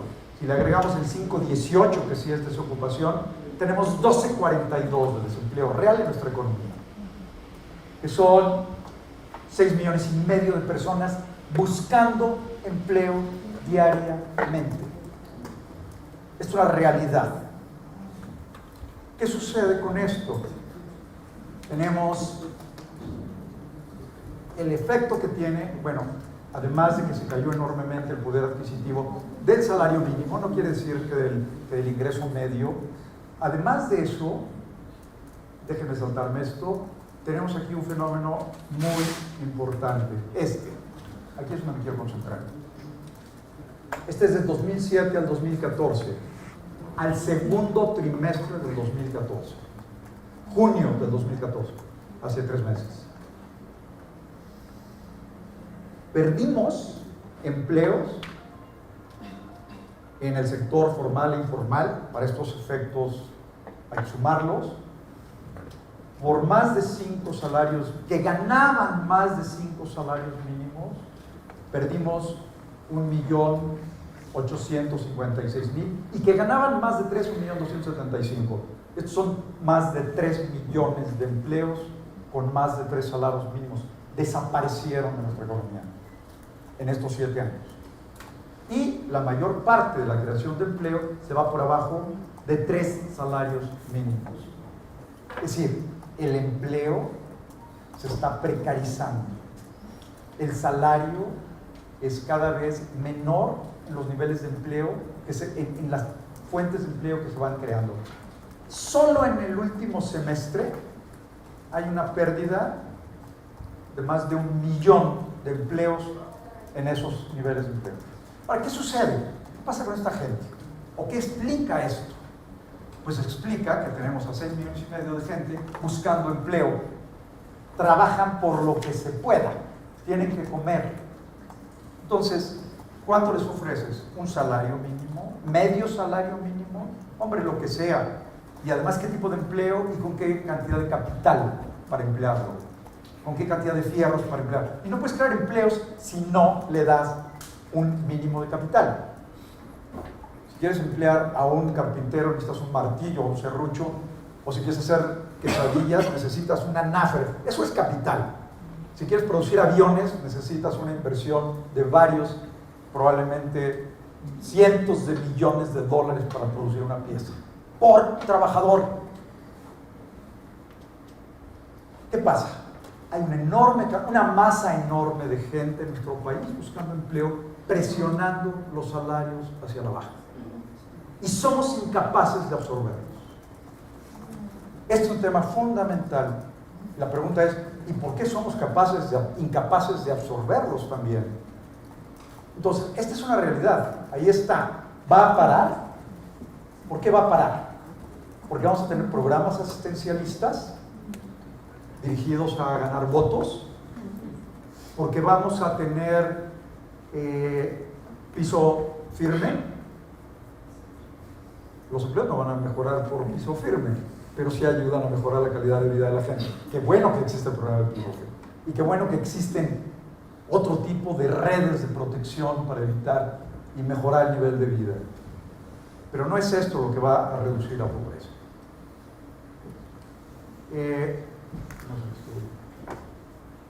Estos son datos sobre ellos, sobre lo que trabajan. ¿Hacia dónde apunto? ¿Hacia allá? Ok, gracias. Ahora, ¿qué pasa? Es cierto que el ingreso laboral per cápita se viene cayendo. Aquellos que tienen un sueldo se vienen cayendo. Es una plática que he tenido durante las últimas semanas, dado el salario mínimo que nos ocupa recientemente con Gerardo y con Salomón, y bueno, por supuesto que está pasando. Y si lo deflactas con la canasta alimentaria, el salario, la capacidad adquisitiva, es todavía peor. Por eso, esto que se llama el índice laboral de la pobreza, es la tendencia de la proporción de personas que no puede adquirir ni siquiera la canasta alimentaria. Bueno, es consistente ¿con qué? Con que no podemos crear los empleos que requerimos y menos pagarlos como se debiera pagar, porque la rentabilidad del que se gana la torta por cargar el costal de un puesto a otro es mínima. La productividad no existe en la informalidad y el 60% de los trabajadores está en la informalidad. Pues pasémonos a la formalidad. Entonces ahí hay una propuesta de que el salario mínimo incrementado puede llevarnos a la formalidad. Yo tengo serias dudas, lo hemos discutido mucho. Pero voy al otro tema, o sea, el anterior, esta precarización, esta enorme falta de empleo es una de las tijeras del tema por las que nos mantenemos en pobreza, porque no somos capaces de crear los empleos que requerimos. Yo creo que si no les damos elementos productivos a los trabajadores, si no tenemos el crecimiento que menciona Gerardo y don Lorenzo, no vamos a poder resolver la pobreza. No importa que nos paremos de cabeza. Los recursos del Estado son absolutamente insuficientes, pero además absolutamente ineficientes en la creación de empleo y de mejorar la calidad de vida. Y además, los angelitos, porque va el gobierno, nos llenan de políticas regresivas que no modifican. IVA, para empezar, es el IVA. Los deciles de la población, aquí está todo México dividido en 10%. Por supuesto que al decil 1, que gana al decil 1, pues el 60% de su gasto es en alimentos y medicinas. Por supuesto que el que no cobrar el IVA ayuda muchísimo a estos niveles. Y en el decil 10, los más ricos de la sociedad, pues apenas un porcentaje, que es la mitad, es el que usan para eso. Pues sí, nada más que ellos son los que más gastan. Y el beneficio de no cobrarles el IVA para los que más gastamos, ¿no?, es de 15,000 pesos frente a 3,000. 5 veces más de beneficio a los más ricos que a los más pobres. El mundo al revés. al revés. Por eso, del beneficio del IVA, que son 150,000 millones de pesos, 2/3 partes son para el 50% más rico, 1/3 parte para el más pobre, pero además, si vemos el 9 y el 10, hay una gran diferencia entre los demás. O sea, tenemos una política perfecta para redistribuir el ingreso regresivamente. Esto es solo el IVA. Si lo vemos en gasolina, la historia es peor. Mucho peor. Tendríamos que subir seriamente el precio de la gasolina. Solo el 60 y tantos, estaba pensando al revés, el 30 y tantos % de los mexicanos compramos gasolina. No quiere decir que no se compre gasolina en todos los deciles. Los tragafuegos que están en el 1 compran gasolina. Pero es brutal el beneficio que le damos a los deciles más altos con este subsidio brutalmente regresivo. ¿Qué había que hacer con estos dos, por ejemplo? Focalizar los subsidios. No cobrar, en un extremo, no cobrar el transporte público, por ejemplo, pero subir los precios de la gasolina para que todos los demás, con camionetas, etcétera, lo paguemos. ¿Qué hacemos con el IVA? Generalizarlo y focalizar el subsidio a quienes lo requieren. Y hay yo me aventaría muchos experimentos para focalizarlo. Es decir, solo a los pobres vamos a darles un vale especial. Bueno, ¿y cómo los distinguimos? Que digan que son pobres. Bueno, pues no. Pero hay muchas maneras de hacerlo. Esto que sigue es así como la joya. No es cierto, hay peores. Este es el subsidio de la tarifa eléctrica para la agricultura. Aquí está lo que gana, el beneficio se va en más de 50% al decil 10 y en 21% al decil 9. Qué maravilla, ¿no? O sea, ¿qué país es este? ¿O qué sector público es este? ¿O qué políticas públicas son estas? Bueno, esta es la famosa gráfica de Coneval con todo lo regresivo aquí, que somos campeones, ¿no? En un montón de cosas. No me detengo. ¿A qué nos lleva esto? El coeficiente de Gini antes y después de transferencias. Aquí es antes de cobrar impuestos y antes de transferir con subsidios o con lo que quiera a la población. El coeficiente de Gini, entre más cerca esté de 1, es peor. Entre más bajo, mejor. El coeficiente de Gini en todos los países cae como 30 puntos después de impuestos y transferencias. En México cae apenas 3 o 4. Estas son nuestras políticas públicas.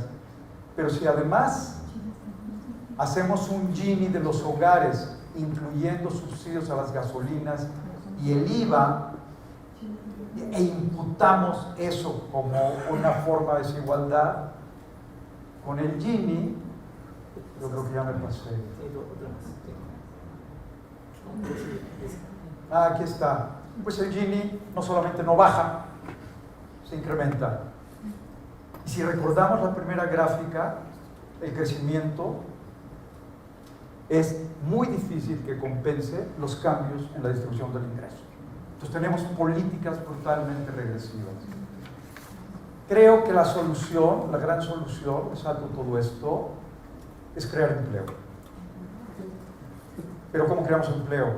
Déjenme saltarme esto. El arsénico es la inversión. No hay otra solución. Y la inversión pública, ¿por qué la inversión? Porque son los fierros, los elementos productivos para poder producir, incrementar la productividad y crear empleo. Y entonces, ¿qué pasa con la inversión pública? ¿A qué se debe estos enormes déficits de empleo? La inversión pública es fundamental en el crecimiento de la economía, induce, complementa a la privada, y la inversión pública del último trimestre, junio del 2014, fue de 3.7% del PIB. Cuando vimos este 3.7, yo dije, ¿Será la peor en la última década? No. ¿En los últimos 20 años? ¿En los últimos 30 años? No. 1944. La inversión pública de este junio fue la peor desde 1944. Y dicen que se ha gastado como en años. Pues no. Bueno, el tema es que si no tenemos inversión suficiente, no crecemos. Y yo no creo que esto deba ser un tema de largo plazo, porque a largo plazo todos estamos muertos. Entonces, yo creo que tenemos que actuar seriamente en las políticas públicas y en la calidad del gasto. Yo creo que la calidad del gasto es crítica. Yo creo que los programas sociales son fundamentales para crear indudablemente una red de protección, pero no es suficiente, lejos de ser suficiente, son ingredientes adicionales. El tema es invertir, y el tema de invertir requiere certeza jurídica, certeza sobre los derechos de propiedad, mucho menor regulación, requiere mucho menor corrupción, que no haya presas de este tipo en Sonora, y entre mil ejemplos, ¿no? Bueno, este es mi tema, inversión para reducir la pobreza.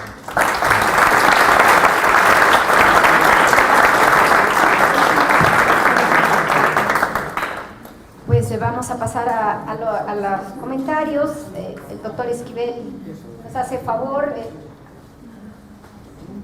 Les vamos a pedir, sí, que sean no más de 10 minutos, porque si no nos da tiempo.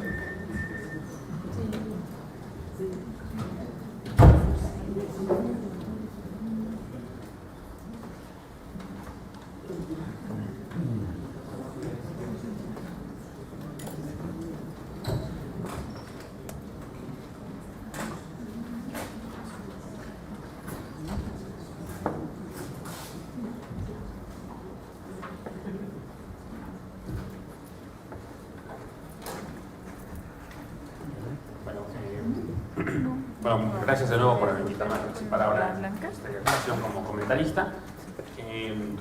Creo que estuvimos ante tres presentaciones muy interesantes que de alguna manera me parece que se complementan muy bien con la discusión que tuvimos en la primera sesión y que de alguna manera también creo que pueden conducir a la discusión y al debate, porque presentan también de alguna manera resultados que se pueden contraponer. Entonces, me da gusto de entrada que en la mesa se planteó, particularmente del doctor Enrique Cárdenas, el tema de género, que fue una pregunta que se hizo en la primera mesa y que además está representada en la composición de la misma mesa, lo cual me parece también interesante. Entonces, como decía, creo que son presentaciones que en algún sentido se complementan, en otro sentido podríamos pensar que se contraponen, no necesariamente. Estamos hablando de que hubo una presentación, la última, escuchamos, que hizo énfasis en el tema del crecimiento, el tema de la inversión y de cómo eso, como también se discutía en la mañana, puede o no acompañar al proceso de reducir la pobreza. Pero también se hizo énfasis, me parece de una manera muy significativa, en el tema de las políticas públicas y cómo esto puede de alguna manera, bajo ciertos criterios y bajo ciertas características, contribuir indirectamente, inclusive de manera indeseable, al aumento de la pobreza y de la desigualdad, porque no son suficientemente progresivas, porque no son suficientemente redistributivas, porque no están necesariamente bien focalizados algunos programas, etc. Creo que en ese sentido fue una discusión que se enlaza muy bien con eso. Ahora, creo que las primeras dos presentaciones, por otro lado, presentaban elementos distintos de cómo entender el tema de la pobreza, tanto en su magnitud como en su dimensión más dinámica. La presentación del doctor Cárdenas se enfocó en la parte de movilidad social y presentó, me parece, los casos más interesantes que podían ser, supongo por la limitación de tiempo, pero entiendo que es un estudio mucho más completo. La parte de cómo hay una gran limitación a la movilidad social, particularmente en los extremos de la distribución. Y creo que eso es importante para vincularlo con el tema de la presentación inicial, la presentación de la doctora Teruel, en donde se habla de los movimientos también dentro de la pobreza. Y me parece que eso es interesante porque ahí es donde pudiera interpretarse en el momento como que son resultados contrapuestos, un resultado un poco más positivo, un poco más optimista de que efectivamente hay movilidad, de que efectivamente los pobres crónicos, y en particular los pobres extremos crónicos, son relativamente pocos, un porcentaje de la población relativamente bajo, lo cual puede ser visto como buenas noticias. Pero si vemos un poco, lo completamos con el tema de la falta de movilidad social en los extremos de la distribución, pues parecería ser la parte de malas noticias. Yo creo que son complementarios en el sentido de que la parte de entender la dinámica de pobres extremos a pobres moderados, o pobres extremos a pobres persistentes, transitorios y no pobres, que se presentó en la primera discusión de la cuarta web, es relevante porque nos ayuda a entender también cómo llevar a cabo políticas públicas para distintos tipos de pobreza. Y en ese sentido me parece relevante. Creo que sin embargo que también podría dar lugar a una interpretación equivocada de que entonces como que se está avanzando de manera rápida y significativa en esa dimensión.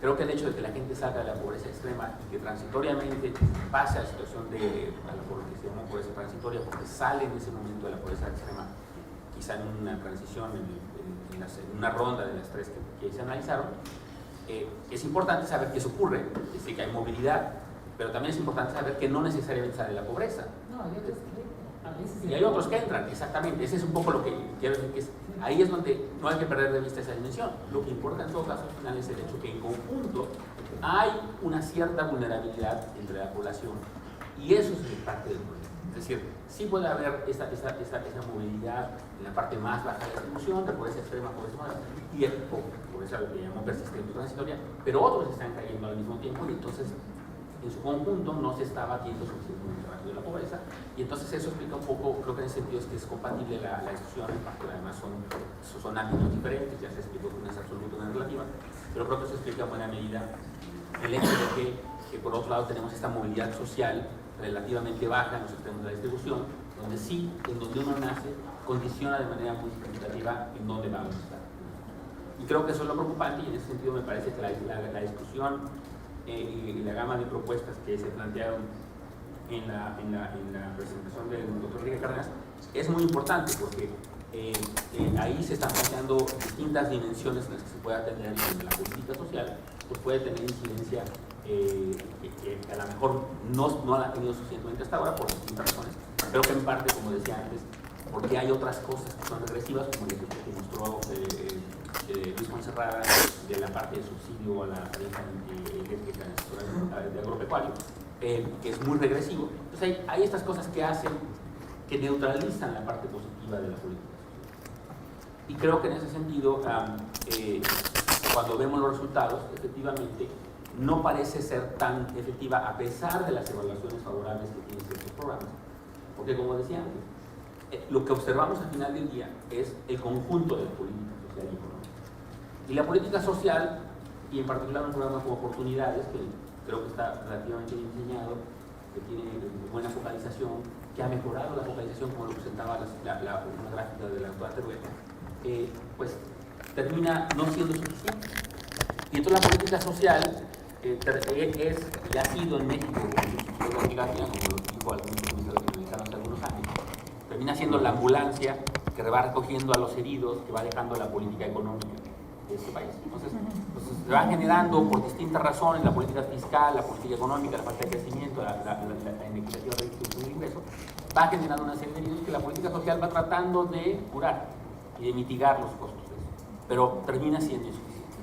Entonces sí hay un tema, me parece, creo que lo que en conjunto se plantea en la discusión de hoy fue muy rico, porque nos ayuda a entender la dinámica de la población en la parte de la pobreza. Hay mucha movilidad, hay mucha vulnerabilidad, por lo tanto, hay falta de movilidad social en los extremos, en la pobreza y en la riqueza. Me preocupa, me parecen particularmente preocupantes, y me parece ahí que hay un gran tema también para la acción de la ciudadanía, el tema de género y los datos que mencionó el doctor Cárdenas me parecieron realmente espeluznantes, el ver que hay movilidad, mucha más movilidad de las mujeres de la mala, como se mencionó, es decir, que las mujeres que nacen pobres tienen mayor probabilidad de permanecer en la pobreza, y que las mujeres que nacen en la parte alta de la distribución tienen mayor probabilidad de moverse hacia abajo, digamos, y eso me parece que en todo caso es preocupante, muy preocupante. Entonces me parece que esa combinación de elementos de la parte de movilidad y dinámica de pobreza extrema, de pobreza persistente, transitoria y no pobreza, junto con la parte de movilidad social y con el tema más macroeconómico, que fue el que puso el énfasis el doctor Fuencerrada, creo que dan lugar a una buena idea de los temas relevantes y en donde creo que la ciudadanía puede participar, porque me parece que se complementan y se refuerzan cuando les damos la interpretación apropiada, su dimensión correcta. Y creo que ahí será un tema muy relevante para la siguiente mesa de discusión, donde ya se podrá discutir las cuestiones más prácticas, de donde las organizaciones ciudadanas pueden participar en el diseño de estos temas, porque creo que hay una gran riqueza en el análisis que vale la pena explotar en la discusión. Muchas gracias.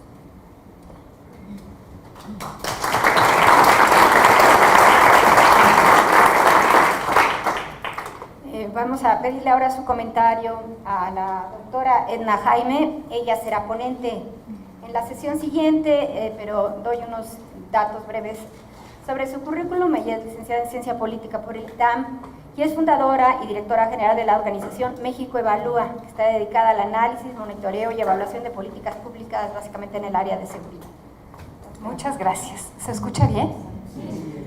Bueno, de las 3 exposiciones, lo que más me llama la atención es lo mucho que hemos avanzado en generar información, insumos de análisis con los cuales podríamos estar haciendo muy buena política pública. Chele nos presentó pues los resultados de la encuesta de calidad de niveles de vida. Vemos que hay una gran sofisticación en la manera en que medimos la pobreza. Hace tan solo unos cuantos años nos peleábamos por dónde poner la línea de pobreza. Había distintos analistas, estudiosos del tema, y estábamos en la disputa de la medición, y la superamos y la hemos sofisticado. Entonces creo que tenemos los elementos de diagnóstico, los insumos analíticos para hacer una política pública muy efectiva. No es un problema técnico, es un problema político. Y yo pienso por ejemplo, en pues los cuadros que están ahorita en la Secretaría de Desarrollo Social. No son técnicos, son operadores políticos. Y cuando esa variable se cruza, cuando ese factor se cruza, entonces las políticas públicas pierden en efectividad. Claro que esto es igual aquí y en cualquier otra parte del mundo. Lo importante es el contexto institucional que puede acotar y que puede promover mejores políticas públicas. Por supuesto que un ejercicio esencial, que me imagino que se abordó en la mesa anterior, pues es la evaluación, institucionalizar ciertos mecanismos para no dejar entrar otras racionalidades, otros criterios en el diseño de la política pública. Pero sí debo decir que me impacta. Tenemos suficiente información para hacer cosas de mucho impacto, muy potentes. Y a la pregunta que se planteó a la mesa, ¿por qué no se reduce la pobreza pese a los programas gubernamentales y recursos destinados a enfrentar la pobreza? ¿Qué está fallando en la política pública y programas? ¿Qué está faltando? Pues tuvimos respuestas diferentes, perspectivas que se complementan y que me parecen muy interesantes. La de Graciela no nos respondió directamente a la pregunta. De hecho, y si la interpretación que hago de lo que escuché y de su presentación es que nos plantea algo distinto. Ella nos dice que hay algunos programas que sí están teniendo impacto en algunas de las dimensiones de la pobreza y presentó evidencia. Que no están pudiendo atacar el problema en todas sus dimensiones es porque quizá no puedan hacerlo. Oportunidades, pues quizá no pueda hacer lo que tiene que hacer la política económica, el contexto general de crecimiento y de inversión, pero ha logrado cosas muy importantes en materia, como decía, de peso y talla de los niños, de permanencia en la escuela. Los objetivos que ese programa se propuso los ha logrado. Y me parece importante reconocerlo. ¿Cuáles son los alcances de una política pública en materia de abatimiento de la pobreza? Me parece muy importante poder reconocer que no lo van a resolver todo. Yo recuerdo que muy temprano en esta administración tuve una reunión con Rosario Robles. A ella no le gustó oportunidades. No sé si haya cambiado de opinión en el transcurso pues de estos años al frente de la Secretaría de Desarrollo Social. Y no era capaz de reconocer estos impactos que no pueden ser menospreciados, ¿no?, respecto a estas dimensiones de la pobreza. Pero aún así, pues tenemos dificultades para la movilidad social, para que las personas que están en condición de pobreza puedan salir, que una generación pueda ser distinta a la de los padres, que es lo que plantea Enrique Cárdenas. Y él sí responde a la pregunta, ¿no? Y él dice, la política pública llega tarde, y la política pública quizá llega fragmentada, cuando debería de ser un continuo a lo largo de un ciclo de vida. Y eso me parece fundamental. Nos está dando evidencia, Enrique, lo mismo que Chele, para poder afinar los instrumentos de combate a la pobreza. La intervención de Luis Fonserrada me parece crucial. Podemos tener los instrumentos más sofisticados en un contexto de estancamiento económico, pues no podemos entonces plantear escenarios halagüeños. Me parece que pues, si esta economía no logra curarse de su enfermedad, que yo creo que es su baja productividad, pues no va a ser posible darle la vuelta al problema de la pobreza. Y aquí todos los factores están interrelacionados.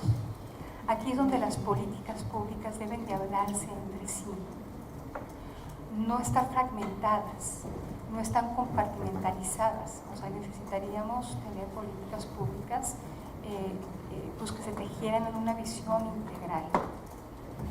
Porque por supuesto que programas dirigidos a la atención de la pobreza y la desigualdad tendrán también un impacto en la productividad. Y la productividad tendrá un impacto en el crecimiento y la posibilidad de la economía mexicana de crecer a tasas más sostenidas. Y él pone un énfasis muy particular en la inversión. Hace algunos meses tuve oportunidad de escuchar al profesor Arnold Haflinger y nos presentaba unas gráficas acerca de la productividad. Pero la economía mexicana no se invierte poco. No sé si recuerdes esos números. En la economía mexicana no se invierte poco. Él nos presentaba comparativos de inversión en distintos países y pues la inversión total de la economía mexicana no estaba muy rezagada de otros países que crecen mucho más que la economía mexicana. Entonces, no es un tema de inversión sin adjetivos, es un tema de inversión con adjetivos y es inversión productiva. En fin, me pareció que esta mesa plantea temas muy interesantes, los retos, y yo regreso al punto de partida de mi intervención. No es un problema técnico, es un problema político. Muchas gracias.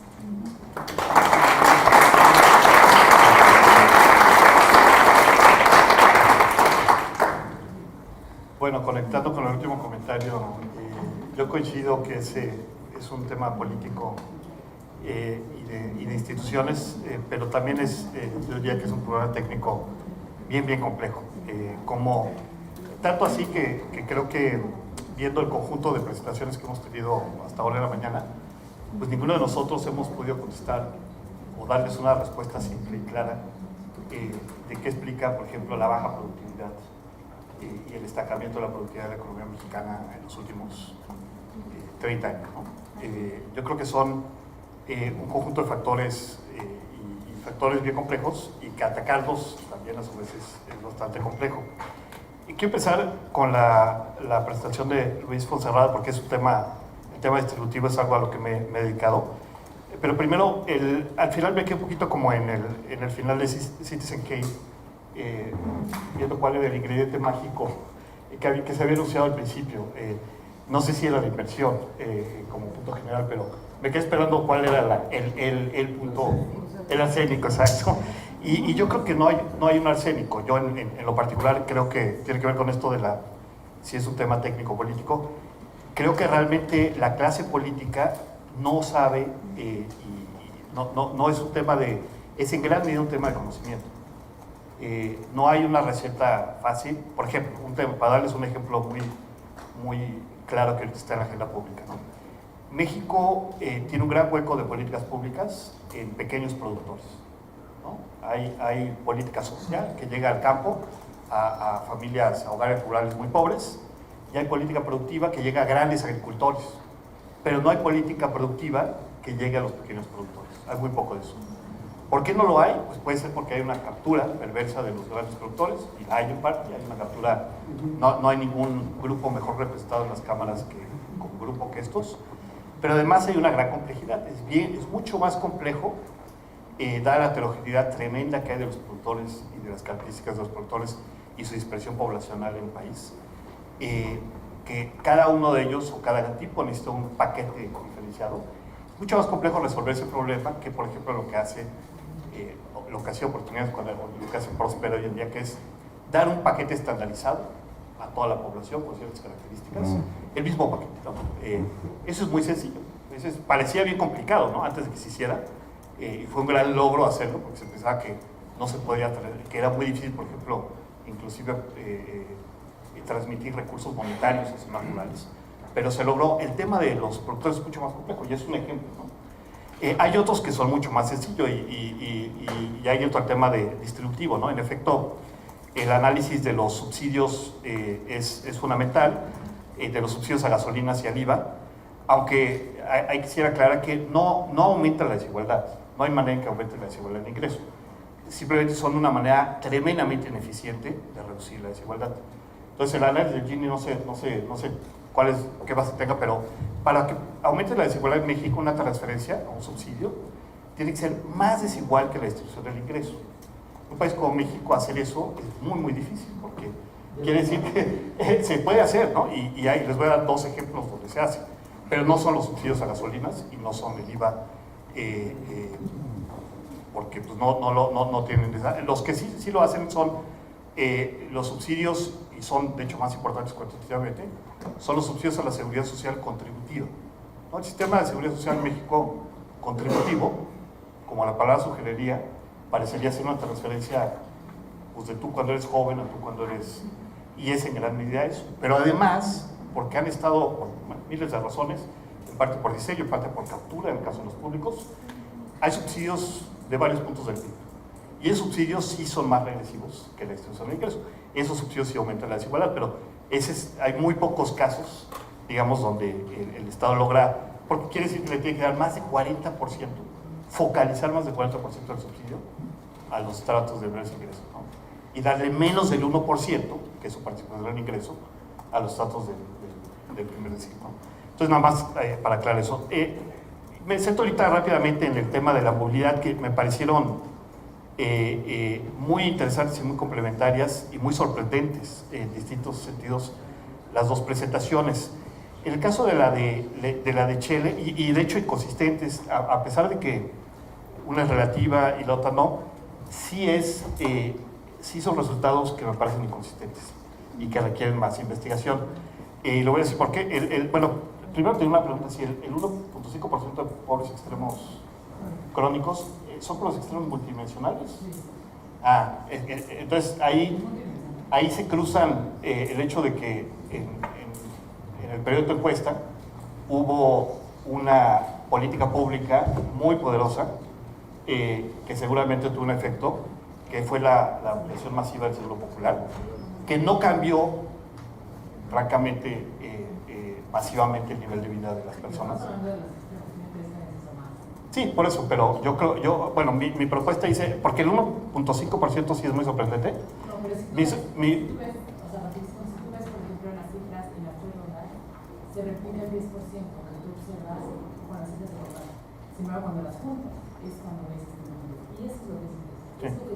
Todo de acuerdo. Yo simplemente, mi sugerencia es, una cosa muy interesante es que resuelve un misterio, que es que todos los que hemos hecho medición de pobreza hemos tenido, que es cómo es posible que digamos que hay 10% o 20% de población en pobreza extrema, que quiere decir que es gente que no puede comprar la canasta alimentaria ni aunque se gastara todo su dinero.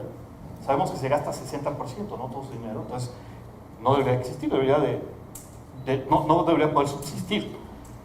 Posiblemente no subsisten y de hecho lo que estamos viendo es gente que está muy rápidamente en esa situación. Pero mi sugerencia ahí sería hacerlo con ingreso, ver ese análisis, digamos, quitar la parte de rezagos y verlo nada más, ver qué pasa con el lado de ingreso. Creo que eso sería muy interesante y a la luz del trabajo de Enrique, creo que pues sugiere que sí, seguramente en el ingreso hay mucho menos movilidad en ciertos periodos, ¿no? En el caso de Enrique creo que sugiere pues, todo tipo de temas de políticas públicas que yo creo que hay que considerar. Hay muy pocos países que se hayan planteado reducir la desigualdad, por ejemplo, como un tema de política pública, ¿no? Una excepción notable reciente es Chile. Chile se planteó explícitamente bajar el coeficiente de Gini como una política pública. Normalmente los países se plantean atacar la pobreza, reducir la pobreza, mejorar la movilidad, pero no reducir la desigualdad, porque es algo bastante complejo y que requiere todo tipo de acciones y que pues, en muchas sociedades además no se ve como el problema central, se ve como un problema instrumental. El central se ve como más bien el de desigualdad, el de la pobreza, ¿no? Creo que la movilidad sí sugiere muchos temas de políticas públicas que muy poca gente cuestionaría, o sea, que tendrían un apoyo muy amplio a lo largo del espectro político, a lo largo de todo tipo de... entonces creo que el programa de investigación, de ver cuáles son las barreras a la movilidad, eso es fundamental. Y yo agregaría uno que no es muy evidente y que tiene que ver con lo que presentaba Luis, que es la parte de la movilidad social asociada a las políticas públicas, ¿no? Las políticas públicas y la política social tiene un potencial importante. El sistema fiscal en muchos países ha sido el principal instrumento para promover la movilidad social. ¿Por qué en México eso no está sucediendo?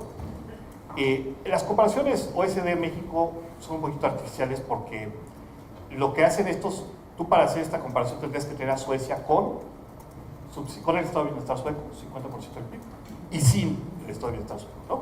Y por varios años, ¿no? Tendrías que quitárselo a los suecos, ver que se adapten y luego medir otra vez y ahí el coeficiente, la diferencia sería mucho menos.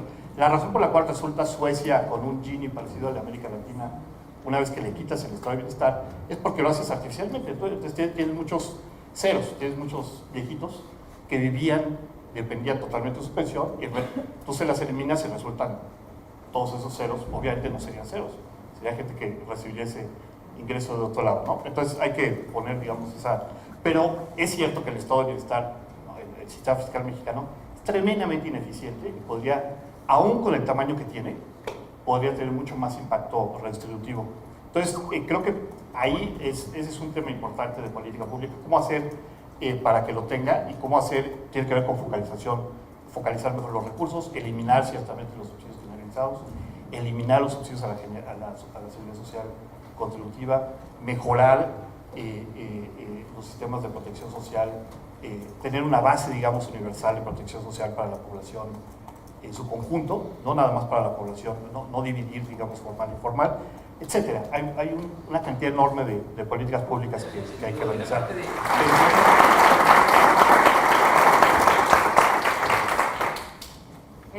Muchas gracias. Tenemos muy poquitos minutos, pero bueno, vamos a dar la palabra a unas 4 preguntas.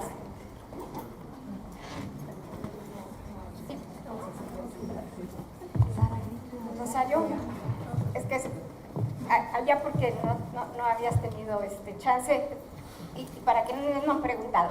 Y ya, yo creo que tendremos oportunidad en la siguiente reunión de poder poner todas las preguntas que nos queden en la mesa, ¿no? Pero vamos tomando estas y si da tiempo tomamos más.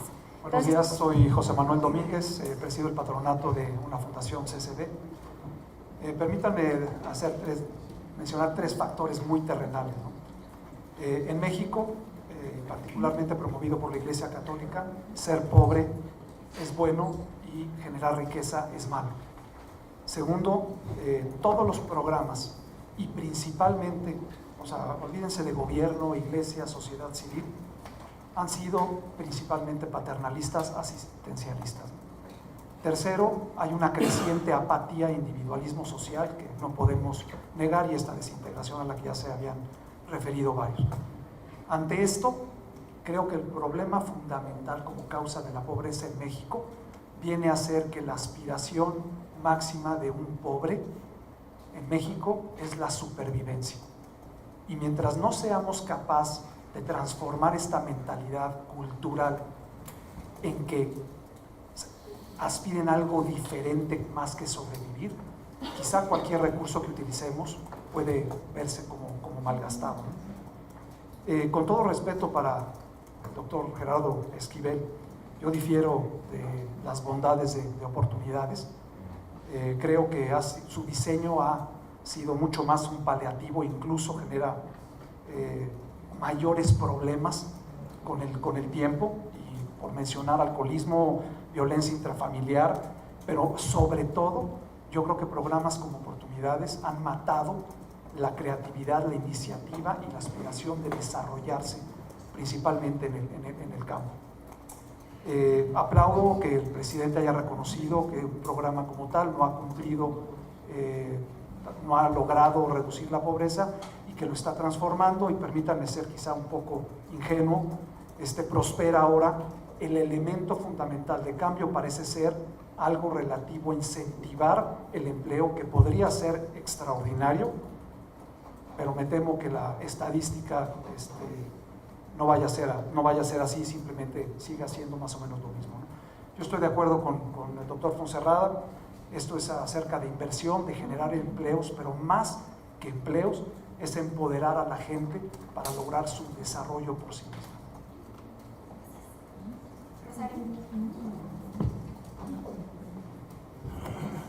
No, en general no oí mencionar a las pymes.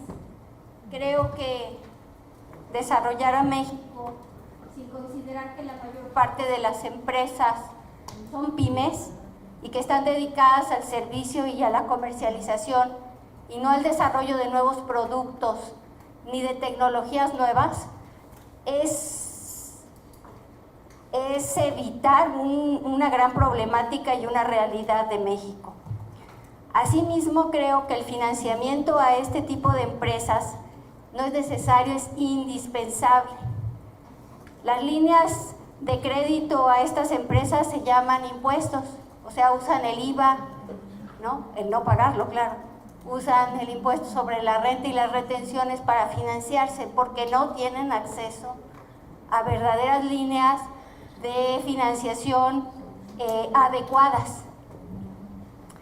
También creo que aquí tiene que ver la falta de educación, formación y capacitación mejor dirigidas hacia el desarrollo científico y tecnológico en nuestro país. Lo más caro es la tecnología y la seguimos comprando. ¿Dónde está el apoyo a las instituciones de desarrollo tecnológico y de verdadera creación? En otro aspecto quisiera decir también que en la parte de las emprendedoras, de las mujeres, pues ahorita las políticas que hay, pues sí, financian a nivel de cooperativas, no digo que no, a préstamos maravillosos de 5,000 pesos que no permiten crecer verdaderamente de la empresa familiar o corporativa a la pequeña y mediana empresa.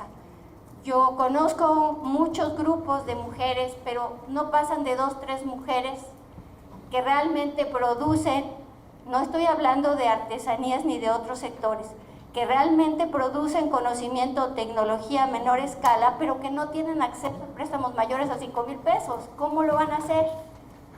No tienen patrimonio con qué garantizar, entonces solamente es a la palabra y eso no permite crecer verdaderamente. Gracias.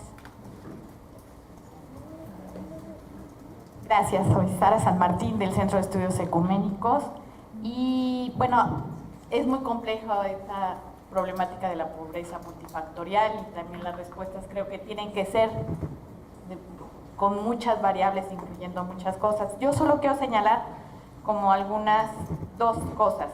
En términos de las políticas públicas, ¿cómo le hacemos cuando hay contradicción en las políticas públicas, ¿no? Se esfuerzan por políticas sociales que ayuden a superar la pobreza y encontramos otras políticas económicas que le dan en la torre a lo poco que tienen los medios las personas.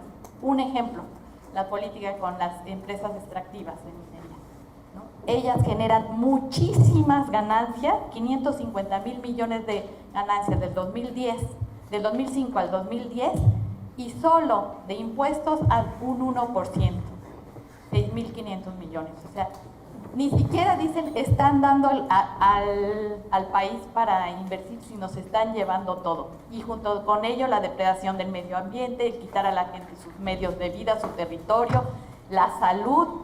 O sea, ¿cómo vamos queriendo superar una cosa cuando por otro lado hay políticas y en los últimos 10 años se ha abierto las puertas a los megaproyectos, a las minerías, a esto, ¿no? Entonces, debe de haber una armonización de las políticas públicas que vayan en un sentido apoyar mucho de lo que aquí se ha dicho, ¿no? Que la gente tenga medios de producción, que tengan salarios dignos.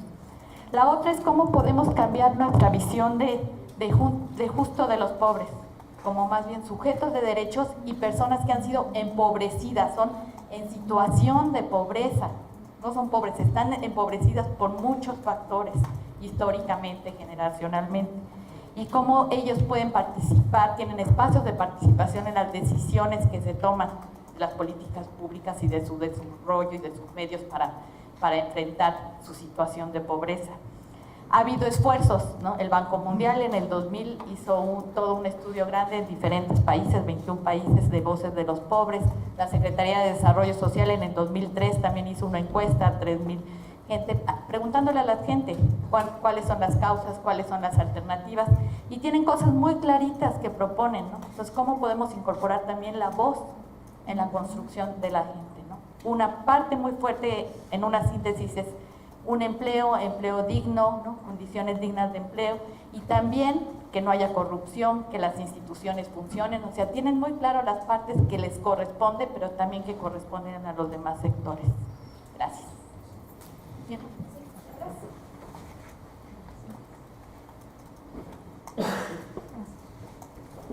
Una pregunta para el doctor Cárdenas. De la cifra que presentó de el 4% que se movió del primer decil al décimo decil, ¿cuáles fueron los factores que determinaron que se movieran? Y una pregunta más general, no sé si para el doctor Esquivel. ¿Qué podemos aprender de las políticas económicas del periodo de los 40 a los 80? Si vemos que fue el periodo mejor que hemos tenido en los últimos 100 años de crecimiento económico y menor desigualdad, que no lo tenemos ahorita, entonces, ¿qué podemos rescatar de ese periodo que no está sucediendo? Solo la palabra. A ver, yo quisiera hacer nada más como una aclaración. La pregunta, o sea, de la mesa era, ¿por qué las políticas sociales no han reducido la pobreza? Y yo creo que es una pregunta tramposa, porque no sabemos si no han reducido la pobreza. No tenemos, los que hablamos el mundo de la evaluación, el contrafactual. ¿Qué hubiera pasado con la pobreza si no hubiéramos tenido en marcha todos esos programas sociales que hemos tenido? Entonces yo creo que no se puede contestar, se puede decir, ha fallado, todos estos programas sociales no han servido y la pobreza no ha mejorado debido a estos programas sociales. O sea, no se tiene el contrafactual. Entonces yo creo que esto no es correcto. Yo creo que el punto que yo traté de hacer es, y que lo digo porque yo en parte soy responsable también de la medición de la pobreza, yo soy consejera académica del Coneval. Y yo les puedo decir que las mediciones que hemos hecho, o sea, tampoco son inobjetables, ni infalibles, ni la verdad absoluta. O sea, no quiere decir que hay 53.2 millones de pobres en este país. Mi punto es, hay que tener muchos otros indicadores que estén relacionados con el bienestar. Y hay que ver cómo se mueven esos indicadores a lo largo del tiempo, porque nos pueden dar mucho más información que lo que da una cifra de pobreza que calcula un organismo como el Coneval, que tiene además muchos problemas. O sea, no voy a venir a hablar ahorita de los problemas de la medición, pero hay muchas cosas que todavía se pueden mejorar. Entonces, mi punto es, hay que ver otras dimensiones también, hay que ver cómo se va mejorando en esas dimensiones a lo largo del tiempo. Yo creo que serían como mis 2 puntos para ir más rápido.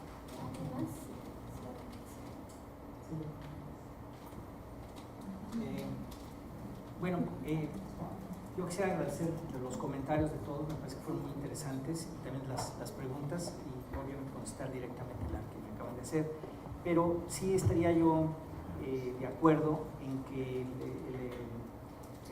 lo que estamos tratando de hacer en términos de la movilidad social le agrega un extra a toda la discusión que se ha tenido sobre el combate a la pobreza.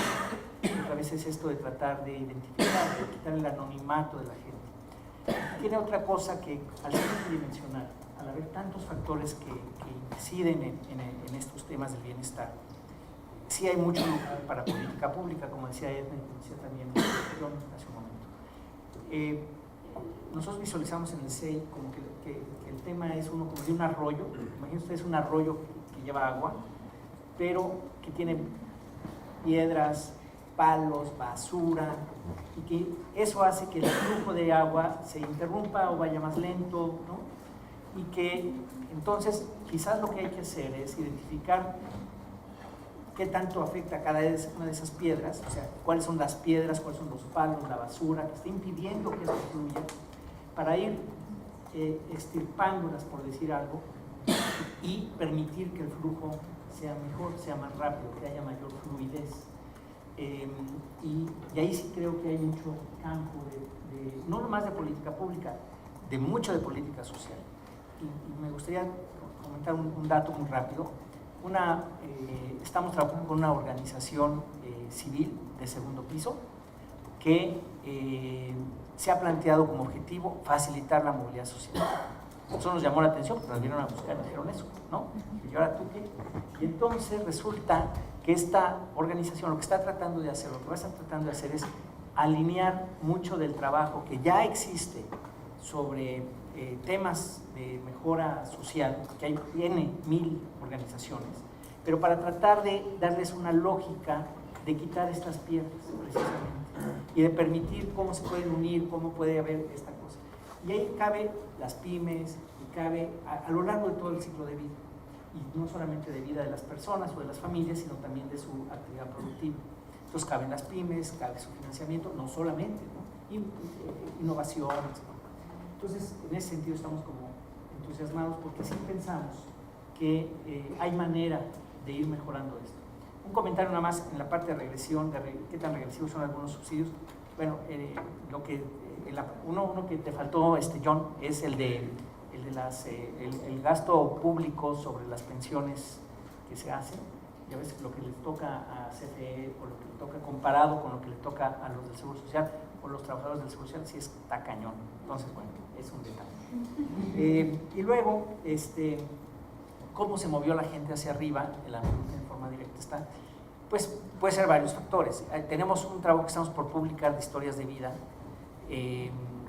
ya no cuantitativo como que son encuestas, sino muchas entrevistas a profundidad a familias enteras en diferentes partes del país, que no va a poder ser representativo, es cualitativo, pero te da una idea de por dónde pueden ir las cosas y esperamos con eso tener mucho mayor claridad. Sin duda uno de los motores importantes sí es la educación, eso es clarísimo, y hay casos de grandes éxitos en ese sentido, pero son poquitos, otra vez estamos hablando del 4%. El problema, creo, es que eso siempre hay, o sea, esos outliers, digamos, existen. Lo que es el reto es cómo hacer que todo el mundo se mueva, o sea, que podamos juntar al país que está, a mi modo de ver, como quebrado, como roto, en donde tenemos una economía muy productiva y una muy poco productiva, en donde tenemos un sector formal, otro informal, tenemos unos con muy pocas posibilidades y otros con muchas más posibilidades. El dato del PIB generado por economía, por la parte formal de la economía, si uno lo dijera, bueno, si toda la economía fuera como así de productiva, como ese pedazo del 40% que tenemos, pues entonces el PIB per cápita andaría por veintitantos miles de $25,000 al año, ¿no? Que ya nos coloque en otro lado. Así de quebrado está el país. Entonces, bueno, perdón, ya me fui un poco para allá, pero son casos, sobre todo de educación. Y yo creo que muy bien. Yo quisiera hacer algunos comentarios. Uno, hay una confusión, me parece, ese es un punto de vista no solo mío, comparten algunos otros estudiosos de esto, sobre la productividad. O sea, la productividad parece así como un efecto mágico ¿de qué? La Secretaría de Hacienda creó una unidad de productividad ahora. Entonces el tema es, ¿cómo vamos a incrementar la productividad en el país? ¿Qué botón tenemos que tocar para que haya productividad? Y yo creo que está mal planteado. ¿O qué? ¿Un psicoanálisis masivo? Yo creo que el tema es al revés. La productividad no nos va a dar crecimiento. Déjenme ponerlo al revés. Es el crecimiento el que produce la productividad. Es la inversión el principal elemento que incrementa la productividad, y esto lo hemos visto en muchos casos y en una encuesta directa a empresarios. Entonces, no debe seguir siendo un misterio la productividad, necesitamos psicoanálisis masivo. Yo creo que se requiere inversión, educación, inversión en capital humano, inversión física. Las pymes sin duda juegan un papel fundamental, el tema del financiamiento es crítico, pero ahí están. Lo que requieren es que tengamos un medio, un ambiente de negocios más favorable. No tener a un inspector de la Secretaría del Trabajo, de la Secretaría de Salud, del IMSS, de Hacienda, sacando dinero, el poco que se logra en ese mes, crear un ambiente de negocio mejor, mejorar la regulación, esto es certeza jurídica. La pobreza está vinculada a la falta de certeza en derechos de propiedad, de certeza jurídica, y al monstruo regulatorio que tenemos. ¿Cómo van a vivir las pymes? O sea, a mí me sorprende al que haya, ¿no? Los subsidios generalizados, evidentemente, yo estoy de acuerdo con John, por supuesto, pero sí modifican la distribución del ingreso. Y una manera de verlo, y esta imputación que le hice al ingreso para calcular un Gini si cambiara, es, por ejemplo, si el beneficio, si tuviéramos el IVA generalizado, se tendría una enorme cantidad de dinero, como un punto del PIB. O sea, es muchísimo dinero. Enrique ya sabía qué iba a decir. Dice que es más, y puede que sí. ¿Qué tal si le repartimos 5,000 pesos a todos los mexicanos mayores de 18 años, todos ricos y pobres? Pues los ricos que pagaron 15,000, de todas maneras van a haber tenido 10,000 menos de lo que se estaban ahorrando. Y los pobres van a tener 2,000 más de lo que tenían. Es un cambio brutal. Ayudaría muchísimo. Y hay los programas regresivos, o sea, yo mencioné 3, Enrique mencionó otros 2, John se los sabe de memoria, muchos, son cientos de programas regresivos. Ese es un tema fundamental. Y déjame terminar siendo un poco cínico alrededor de cómo resolver la pobreza. ¿Cuáles son las salidas que tienen nuestros trabajadores sin trabajo? O que tenían por cielo, por mar y por tierra, hacia el norte. Pero resulta que la frontera del norte ya está cerrada. Entonces, no es sorprendente que estemos viviendo esta brutal precarización, esta enorme falta. Yo creo que el gran faltante en México es la falta de capital, el acervo de capital. Se ha dado inversión, pero no la suficiente y no bien. La falta de capital que tenemos en el país es alarmante. Los fierros, carreteras, puertos, aeropuertos, computadoras, software, eso es el capital. Carretillas, ¿no? Eso es el capital. No tenemos suficiente capital para absorber a la gente. No importa, y déjenme ser cínico, qué movilidad tengamos, ¿quién va a absorberlos? Si tenemos como en el caso de España, una enorme calidad en educación, la salida de los españoles es también por cielo, por mar, por tierra. Eso nos pasa a nosotros. Entonces, yo creo que es muy importante conocer, trabajar, ver los temas de movilidad, los distintos aspectos, la voz de los pobres, creo que es fundamental, todo esto, pero seamos realistas. ¿Quién va a dar el ingreso que requiere el caminar en la movilidad? ¿Quién va a dar el ingreso que requiere que alguien mejore? Si no hay empleo, no hay manera. En el norte probablemente ahora que está creciendo mucho, pero tendríamos que romper a patadas las barreras nuevas que hay allí, ¿no? Entonces el tema es un tema muy serio. A lo mejor tenemos que cambiar de partido político en el poder más frecuentemente, porque cuando entran hacen cosas mejores, luego se vuelven a descomponer. Porque la solución es estimular de gran manera el ambiente de negocios para tener una solución. Lo que decía Enrique, ¿cómo hacemos para mover de manera masiva a todos estos? Y no unos que lograron saltar y van de regreso otra vez. Y el tema es muchísimo más empleo. Y para contestar termino la pregunta de John, ¿cuál es el arsénico? Empleo. Pero el empleo no se va a dar sin inversión. Necesitamos toneladas de capital, incrementar el acervo de capital en el país.